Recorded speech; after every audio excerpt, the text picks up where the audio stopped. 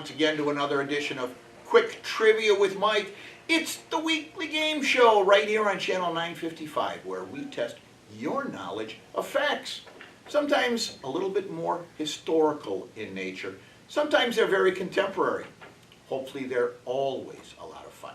I am your host and the Quizmaster, Mike Brever. And as is our new tradition, I have a wonderful guest host with me today, someone I'm sure you all recognize, Laura Wengler. Hello, Laura. Hello. How are you today? I'm great. How are you? Good. Are you ready for a lot of fun? Sure. Absolutely. Ready for it. All right. Well, hopefully you all have a lot of fun with it as well. We do have a new tradition, though, before we start talking to Laura, and that's that we give birthdays of the week. Hopefully, if they see our birthday kids out there, they'll wish them a happy birthday or happy birthday week, whatever. This week, the 66th anniversary of her 29th birthday on November 1st, Isabel Bader. Happy birthday, Isabel. On the 4th of November, we have Helen Love. And on the 13th of November, the 54th anniversary of her 29th birthday, we have Terry Sundberg. So happy birthday to Isabel, Helen, and Terry. You know, Laura, in all the weeks we've been doing this now, there's only been 1 week that there were no birthdays. What week? 1 week. Every other week we've been able to single out some folks. So I hope you take the time to say hello to Isabel, Helen, and Terry and wish them a wonderful, wonderful birthday. Happy birthday. Happy birthday. We're going to get into a little bit of the actual show. But first of all, we're going to talk a little about you, Laura. You all know Laura. She's the director of our community life here, which is code for our programs and a lot of the things that keep you interested in and around East Castle Place. Laura, tell us, first of all, how long have you been here at East Castle? A long time. So I've been at East Castle Place more than 25 years. More than, we're not going to be more specific than that, just well, to be specific, more I just celebrated my 27th anniversary at East Castle Place. Well, congratulations. Started off as a music therapist, working with our residents in the health center, and have just progressed to the director of activities and director of lifestyle services, and now director of community life. Wonderful. I know we all hope that you love it, because we'd love for you to stay another 27 years. It's wonderful. I just really do appreciate all the residents and do love East Castle Place. You know, I think your department is one that our residents interact with the most on a daily basis, other than maybe the kitchen or something like that. Mm-hmm. Everybody eats the food here, but everybody in some way, shape, or form interacts with Laura's staff. What is it that brings you the most satisfaction in your role here, Laura? Oh, I think it's a lot of the residents at events when I get a chance to know them. It's the planning of events, which is wonderful. Getting to know the residents personally. I think it's our lifestyle committee as well. We have an excellent committee that helps decide a lot of our programs and events. It's exciting. I've seen so much growth at East Castle Place. There's constant changing. I think I like the exciting things that we plan. And just in general, it's just been a great team that I have as well in all the different areas. So, a lot of different things. Speaking of your team, I know Ellie has a program coming up in a week or two that may not be as well publicized because it just recently got planned. So we're sharing it with all of you now. What is it that Ellie is going to be doing, our student artist in residence? So our student artist in residence is going to be hosting her second art workshop in a couple weeks, and she's going to be doing candle making with aromatherapy. So, wow. If you remember her first workshop, which was jewelry making, and we always have an artist in resident involved in East Castle Place, so that was quite a success. You know, I think all of your student artists and residents have been very successful, I would agree. but they've all brought a nuance to the role based on their own particular artistic interests. Wouldn't you agree? I would agree.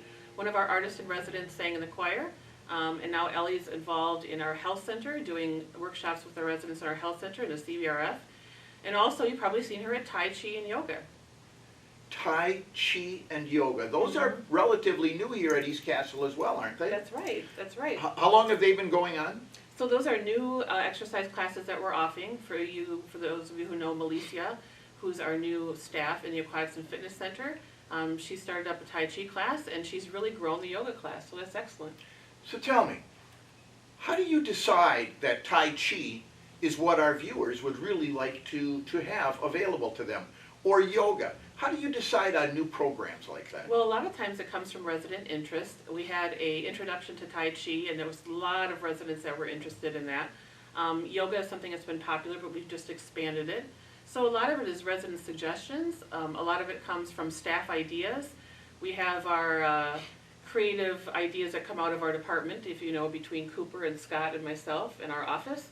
But we also have a variety of activity coordinators that decide what we do around East Castle Place, and they're, again, a great team to work with. You've really got a very talented staff. I would say yes. But I will say, in terms of ideas coming, and that's how you generate your new programs. Laura, is there any truth to the rumor that people enjoyed yours and my patriotic sing-along so much last summer that you're planning a Saturday sing-along with Laura for the holidays? We might be doing something like that, if you remember the sing-along that we had outside. I know that we're going to have a sing-along when we have our choir performance, which is coming up in December. For those of you who sing in the choir, we have quite a large group of people, almost 30 people that are in the choir. And I've heard your Thursday practices. Yes, they're exciting. It really is coming along well. I'm very excited about that. Me too. Good. All right, Laura, we're going to come back and talk with you in the second half of the show as well. But we're going to have to get into some business here as well. It's trivia time. Trivia time. As you all know, every week we give you 3 new trivia questions, and we challenge you to come up with the answers. So let's take a look at last week's questions, shall we? We talked about, I know you probably watched the show many times looking up these answers. Been doing some research, yes. Okay. We talked a little bit about the sport of gymnastics. It's an Olympic sport. It's a beautiful sport. It in many ways integrates in some fashions of it dance, athletics as well. Ironically, one of the things we learned last week is that it actually is one of the most dangerous sports that people can participate in. Injuries are very, very common, specifically among young girls, 11 to 17 years old when they're in their formative years. Sure. Many of them become very talented at that age and rise to Olympic level caliber athletes actually. But again, falls from the beams or the rings or whatever can be devastating as well. I talked about one gymnast in particular, however.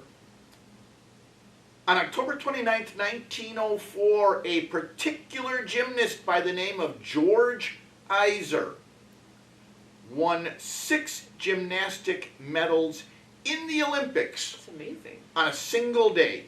He won 3 gold medals for parallel bars, long horse vault, and the 25-foot rope climb. He won 2 silver medals for the pommel horse and the 4-event all-around, and a bronze for the horizontal bar. I pointed out that there was something very unique about George Iser, and I challenged our viewers to tell me what it was. Do you know what it was that was so unique about George Iser? A physical anomaly. 6 Olympic medals in one day. Physical anomaly. Was it related to his vision? No. Let's see. Something having to do with his balance. Well, this would definitely affect his balance. But with his legs being, you're on the right track. Yeah, bow-legged? No. George Iser was an amputee. George Iser only had one leg.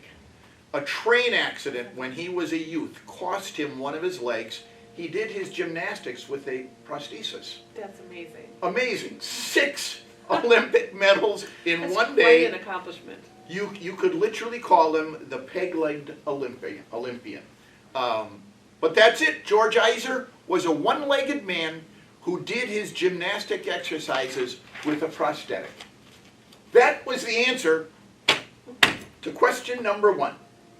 Question number 2, completely different topic. We talked a little bit about fingerprints. You know, fingerprints are used in crime detection now, trying to figure out who culprits are. It's actually caused because of friction ridges on the human hand, and sweat or dirt will make those ridges visible on surfaces that you touch. It really took off in the 1930s when it was discovered that criminals actually left these fingerprints in places that were not thought of in the first place. You could turn gloves inside out, and there were remnants of fingerprints on the inside of gloves and things like that. So it really became a tool for police departments at that time, and of course the FBI. The FBI has the largest database of fingerprints in the world. It also really came into its own previous to the 1930s in the 1890s. People realized in the 1890s that fingerprints were in fact distinct, and everybody had their own set of fingerprints. But my question to our viewers, Laura, is that it really came into its own in 1890, and in 1930 it became a foolproof tool for criminologists to capture criminals. When did fingerprints actually start being used because someone recognized that there was a distinctive nature to them that could be used to identify people?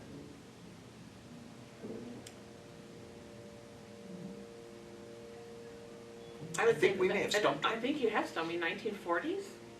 Nope. Am I close? Not even in the right century. 18. I'll just stop you right there. Wait, no. I'll just stop you right there. 2005. I'll just stop you right there. I hit all the centuries, so here you have it. In the reign of the Babylonian king Hammurabi, from 1792 to 1750 BC, wow, fingerprints were noted as having been distinct and were used to arrest people. They were also used in ancient China to authenticate government documents. So this really goes back thousands of years, and a Babylonian king named Hammurabi was the first to use fingerprints for a very practical use. Recognized that there was a distinct nature to them. Amazing, isn't it? That is amazing. That, my friends, was the answer to question number 2. Question number 3, we're way off on another wild topic, completely distinct. Let's see if Laura recognizes this. Half a league, half a league, half a league on, all in the valley of death rode the 600. Forward the light brigade, charge for the guns, he said. Into the valley of death rode the 600. Yes? Yes. What? What is it?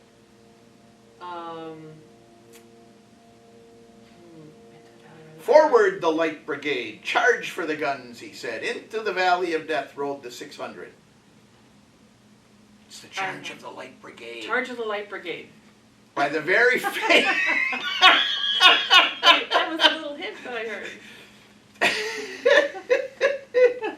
By the very famous I definitely recognize it. By the very famous poet, Alfred Lord Tennyson. Yes. I'm sure you recognize that. I'm not trying to embarrass Laura here.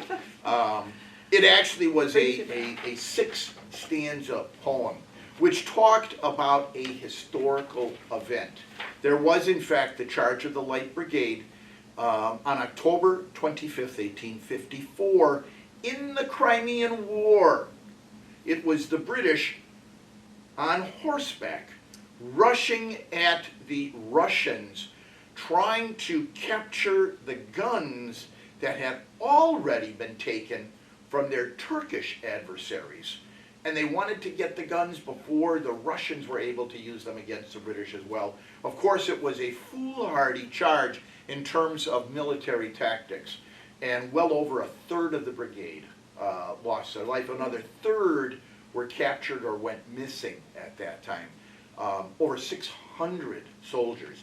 Ironically, in spite of the fact that it was a bitter defeat, it was a testament to the courage of British cavalry, and it really became a testament to the might of the British Empire militarily, and it became a vanguard for them from that point on. I pointed out to our viewers that there was a direct tie between the charge of the Light Brigade and the wearing of sweaters. And I asked our viewers, what is that tie between the charge of the Light Brigade and the wearing of sweaters? The material in the sweaters were mentioned. Kind of.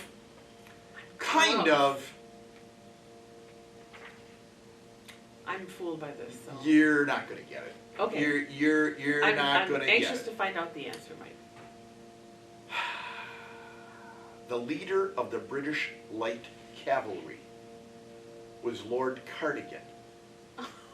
Lord Cardigan actually is the namesake for cardigan sweaters. And that is the link between the charge of the Light Brigade and wearing sweaters. Cardigan sweaters are actually named after Lord Cardigan. Look at that. There you have it. That were the 3 answers to our questions last week. Now, we all know there's a tiebreaker. My wonderful producer, Scott McFerrin, puts on bumper music, and we challenge our viewers to identify the bumper music. The bumper music last week, I'm not really sure I'm not sure anybody got it right. It was Canon in D. Oh, Canon in D. By Paco Bell. Most people didn't even bother to try to guess what it was, which surprises me. I pointed out to our viewers that it's a very popular theme song for weddings. Yes. In fact, my bride marched down the aisle to me at our wedding to Canon in D. I believe it's actually Canon in D major. Yes. Correct? By Paco Bell. And I've played it before in weddings.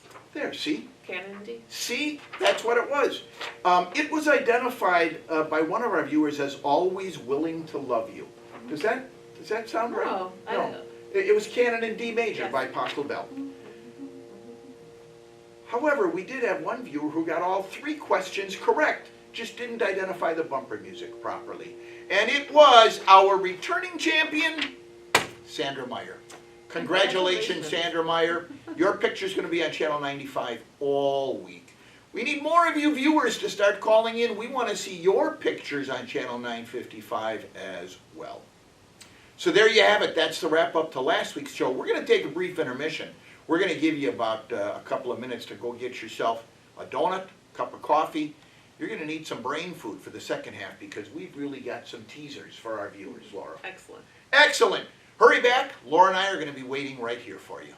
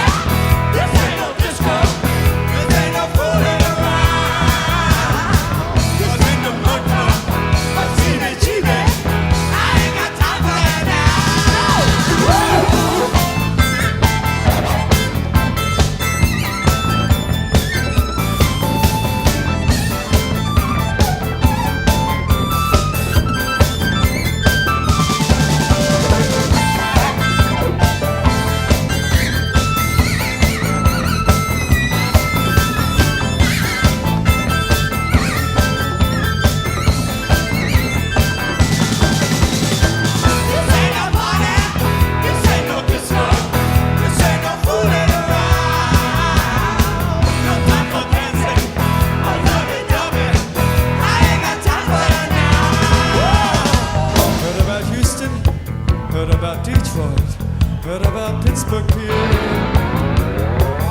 ought to know not to stand by the window. Somebody see you up there. sweets, some peanut butter to last a couple of days.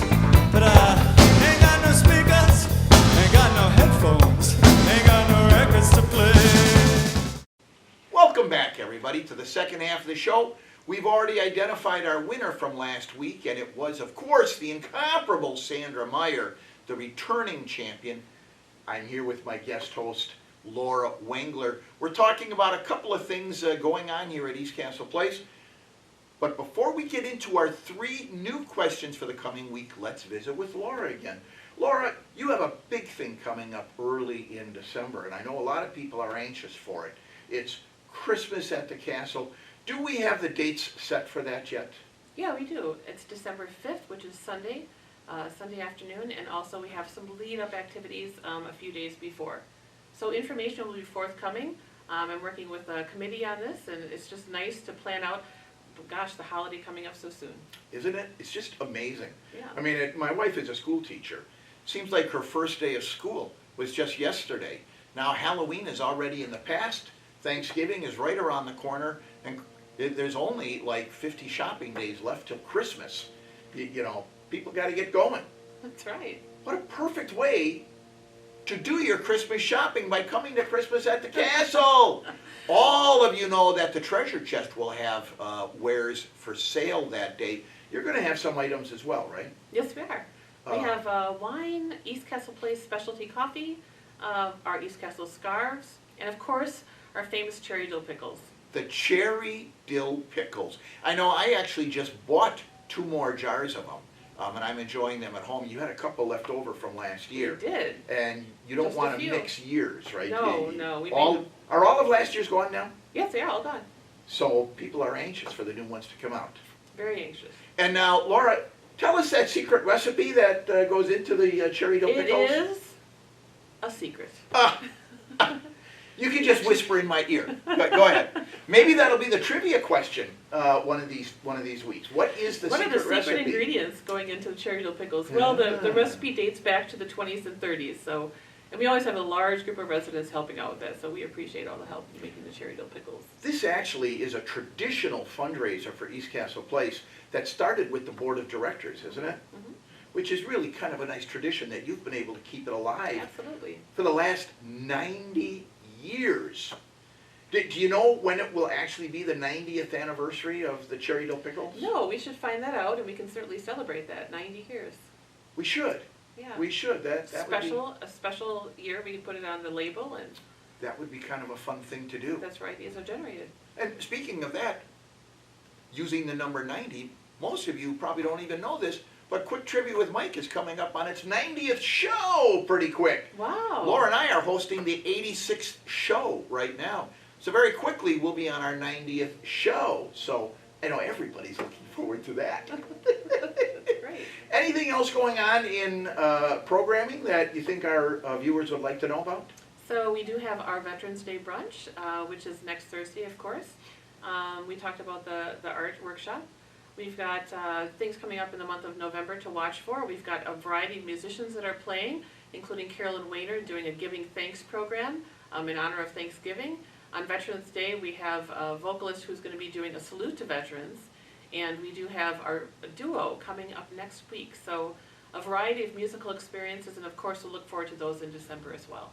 You know, and I'm actually going to go out even 1 month further because I know people really enjoyed this 2 years ago. And we wanted to make it more of an annual thing, but the pandemic really got in the way. A very, very good friend of mine is going to be coming back in January, Sherry Reilly. That's right. Who is our guest appraiser. And we're going to have an appraisal fair right here at East Castle Place again in January. Plans are still in the works for that. We'll let you know the day for that. But there is no cost to participate in that. But we'll try to broadcast it this year on 955, right? Yes. So lots of things coming up, right? Yes, lots of things coming up. Lots of things that are a lot of fun. And I think, Absolutely. you know, I've often said, Laura, if people wanted to just live in their homes and be by themselves, they wouldn't move to a community. And your department is what makes East Castle Place a community. We love doing it. I'm sure you do. I've had a lot of fun with Laura and her gang at the Traveling Bar. on Wednesdays. I think you'll all agree they do a wonderful job on that. Maybe we'll have some specialty drinks one of these times Maybe too, we huh? will. We'll look forward to it. Eggnog is just right around the corner. Now, Laura, one final question. Eggnog. I hadn't even thought of that. Right around the corner. One thing I've always pondered, Laura. How does someone get into your line of work? What is your academic background? So I graduated from Eau Claire in music therapy degree. A blue gold. A blue gold, that's right. Like Tyler and Lindsay as well. And I was a blue gold for a year before I came back to UWM. That's right. Blue golds everywhere. So in my degree of music therapy, we learn about all the different instruments, but also the use of music in psychology. And then I had an internship at the Milwaukee County Mental Health Complex, but also did some work at the Jewish Home and Care Center, and then did event planning for the Jewish Home and Care Center, got involved with that. When I came to East Castle Place, we did variety shows, and there was a lot of expansion of the department. And I've been busy with things. I lived downtown for 10 years, so I love the Milwaukee area. And as you know now, I'm busy with my two boys. They've been here for events pre-pandemic. They have. And I know all the residents really loved seeing them. They are just wonderful, very well behaved, and supportive of the things you do. And they're also involved in music. AJ is playing the violin, and Isaac's playing the viola. Really? Yes, absolutely. Wow. And percussion, and they're both in choir at their school. Wonderful, wonderful. Think they'll ever be part of the East Castle Place Choir as guest performers? Maybe sometime in the future. Sometime in the future, I will look forward to that. That sounds like a lot of fun. That's actually the first time I saw them. Christmas at the Castle for the concert. They were in the audience. They loved it. Watching you and your associates, all of our wonderful vocalists among our resident population. And your sons they actually seem to be enjoying themselves. They did. They enjoy it very much, yes. Well, that's really good. So you see a kind of a musical theme, based on my music therapy degree, so absolutely. Excellent. Well, Laura, shall we take a look at some of our questions for this week? Let's do that. Let's do that. Now, Laura, we're not going to ask you to give answers this time. That was just kind of a teaser to see if you could know any of them. But these are questions we're going to ask our viewers to call in with the answers for, okay? We're going to go off on a whole different topic. Again, remember last week we talked a little bit about Olympic sports. Well, we're still in the genre of sports, but we're going to take a look at basketball. And one particular item in basketball, a unique item at that, backboard shattering. Backboard shattering, which actually basketball officials really don't like because it delays games up to 45 minutes while they replace them. And especially in pro sports, that delay means the customers aren't very happy, especially when television is involved in all of this. But at any rate, backboard shattering, backboard breaking is typically a stunt. Most times though, not most times, but sometimes it's also an accident. It typically occurs when a player slam dunks the ball with sufficient force, and sometimes even holding on the rim, that the tempered safety glass of the backboard shatters and the rim pulls down. The stunt, and I'm going to call it a stunt, it typically causes games to be canceled or delayed up to 45 minutes. Sometimes it involves a technical foul for the offending player. Serious injuries have not typically occurred because this is tempered glass, so there aren't sharp edges raining down. Oh, sure. But still, there's glass everywhere. And people tend to laugh for the first minute after it happens, and then they think to themselves, oh man, now what are we going to do? So it's not as funny as people think it is. Two particular pro athletes, Daryl Dawkins and Shaquille O'Neal, almost became famous for shattering backboards. The former, Daryl Dawkins, is credited for being the person to cause the NBA to introduce breakaway rims. What happens now is the rim will actually fold down if someone hangs on it, rather than shattering off of the backboard. It's a better design. It is. And of course, he did that when he was with the New Jersey Nets, the Phoenix Suns. First happened on a regular basis in the 92-93 NBA season. There is, however, a unique connection between backboard shattering and the first time it occurred in an NBA game, November 5th, 1946, and the television show The Rifleman. And I'm challenging you to tell me what's the connection between a backboard shattering on November 5th, 1946 and the television show The Rifleman. Are you old enough to remember The Rifleman? I do remember The Rifleman, have not seen it though. You've not? No. Okay. Well, there's a very unique connection between backboard shattering and The Rifleman. What is that connection? Kind of an intriguing question. That's intriguing. It is. The next question, completely new topic again. We're off on a whole new topic. We're going to talk about tobacco. Tobacco is the common name for several plants in the Nicotiana genus of the Solanaceae family, and the general term for any product prepared from the cured leaves of these plants. You know, typically it's smoked. Cigarettes, cigars, pipe tobacco. You know, not always, though. Snuff and things like that play a role in it.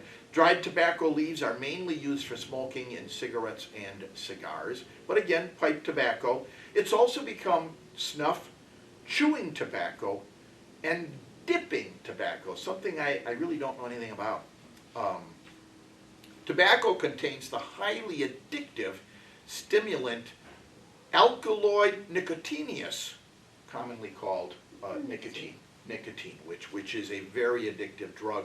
It affects the heart, the liver, the lungs, as well as causing very many cancers.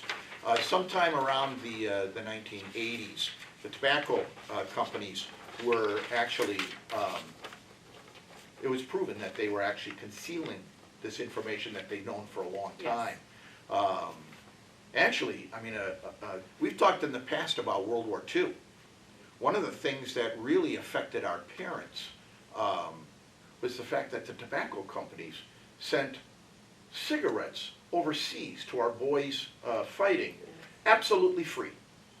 Most of them, now these were young kids, 18, 19, 20, 21 by and large. Most of them came back as chain smokers as a result of that. And a lifetime habit was born, and an industry became a bazillionaire industry as a result of all of that. People now know about the dangers of tobacco. A lot of you probably are aware of the fact, you know, last month we celebrated Columbus Day, October 12th. Columbus was the first to bring nicotine back to Europe from the New World. He actually noticed people indigenous to the New World, Native Americans, using the dried leaves as a product. And he took it back to Europe, and it really caught on with the gentry. You know, things that were found in the New World were very expensive back in Europe. And so it caught on with the gentry at first, and it greatly expanded from there. One of Columbus's sailors, actually all the sailors who started it became addicted. Go back to Europe, Spain is where their ships originated from, the Santa Maria and the Nina, the Pinta, and the Santa Maria. Go back to Spain. One of the sailors who was now addicted was actually arrested, and he spent 7 years in jail because of his smoking. What was it about his smoking that caused the authorities in Spain to arrest him and keep him incarcerated for 7 years? Ironically, I think he kicked the habit during that 7-year time frame. But I think he took it up again when he got out. What was it about his smoking tobacco that got him incarcerated for 7 years? One of Columbus's sailors. That's question number 2. Question number 3. We talk about entertainment quite a bit. We're going to talk about yet another wonderful, entertaining film. one of my favorite actors of all time, Jimmy Stewart. Yes. And one of my favorite films. It probably is one of his lesser known ones, but it truly is one of my favorites. Produced in 1950. Harvey. Yes. The story of Elwood P. Dowd, the Jimmy Stewart character, and his love of a puka, a 6-foot invisible rabbit who had magical powers. Harvey is just absolutely a delightful film. It starred James Stewart, Josephine Hull, Peggy Dow, and Charles Drake. It did not win Academy Awards that I'm aware of. Harvey, by the way, was 6 foot 3.5 tall. I don't know that that's a significant fact or not. But it's, once again, it's a wonderful show. Every once in a while it runs on Turner Classic Movies. You know, any movie that stars a wonderful character like Jimmy Stewart has got to be a wonderful thing. Elwood P. Dowd, of course, is an eccentric, amiable man. His sister actually decides that he's more than just eccentric. There may be psychiatric issues with him. And the film centers around her sister's attempts to get him placed in an institution. Elwood P. Dowd, however, is such a congenial and amiable man. He realizes that this will make his sister happy, and he's willing to not only become placed in an institution, but he's willing to go through a lobotomy, thinking that this will make his sister happy. By the end of the show, all is well, and none of this actually takes place. In fact, there's a couple romances that take place in the movie, and it's just a wonderful, heartwarming picture. My question to our viewers is that prior to the debut of the movie in 1950, it actually debuted on Broadway, November 1st, 1944. In spite of the fact that Jimmy Stewart is now synonymous with Elwood P. Dowd, he was never considered for the lead in the Broadway play. My question to you, our viewers, is why was Jimmy Stewart never considered for the lead in Harvey in the Broadway play? That is question number 3. You all know how to win by now. All you need to do is get your answers to me by noon on Monday. However, I am off next Monday. You'll have to get your answers to my executive producer, Laura Wengler, or my producer, Scott McFerrin. They will arrange some way of potentially hosting a new show next week, so we'll be able to continue the tradition of Quick Trivia with Mike. So get your answers to them by noon on Monday. You can put it in Laura's mailbox, or you could give it to her by email. I believe it's lwengler@eastcastleplace.com, or Scott McFerrin, smcferrin@eastcastleplace.com, by noon on Monday. And if 2 or more of you get the same number of questions correct, identify that bumper music. That is the tiebreaker. I'd like to thank all of you for tuning in, spending this last half hour with us. I'd also like to thank our executive producer, Laura Wengler, for everything she does behind the scenes to make the show a success. The president of ECTV, Tyler Gudex, my producer and cameraman, Scott McFerrin, and as always, my artistic director, the incomparable Cooper Ledvina.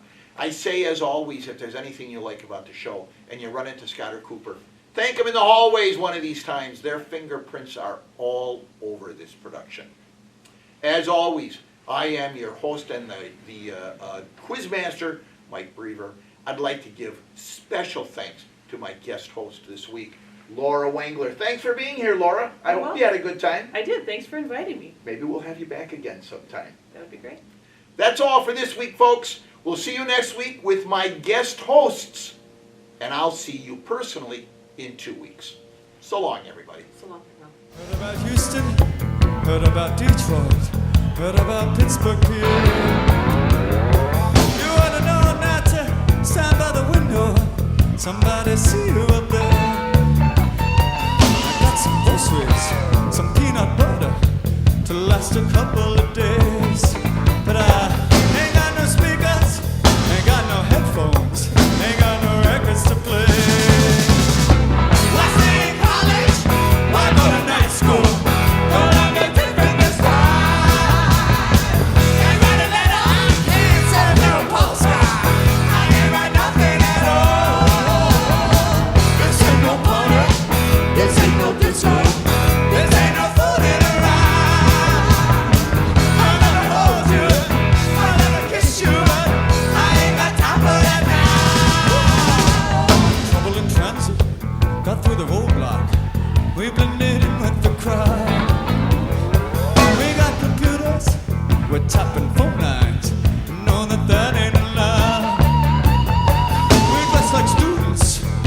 dressed like housewives or in a suit and a tie.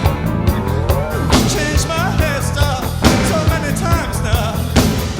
What I look like. You make me shiver, I feel so tender. We make a pretty good team. Don't get exhausted, I'll do some driving. You wanna get you some sleep. And all my notebooks, oh my God, notebooks. They won't help me survive.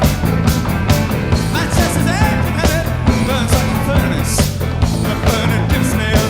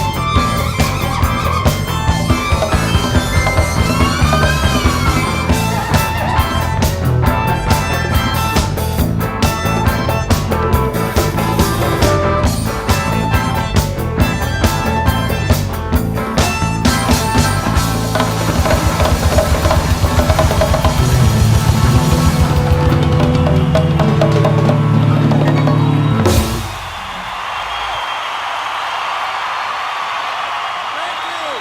Does anybody have any questions?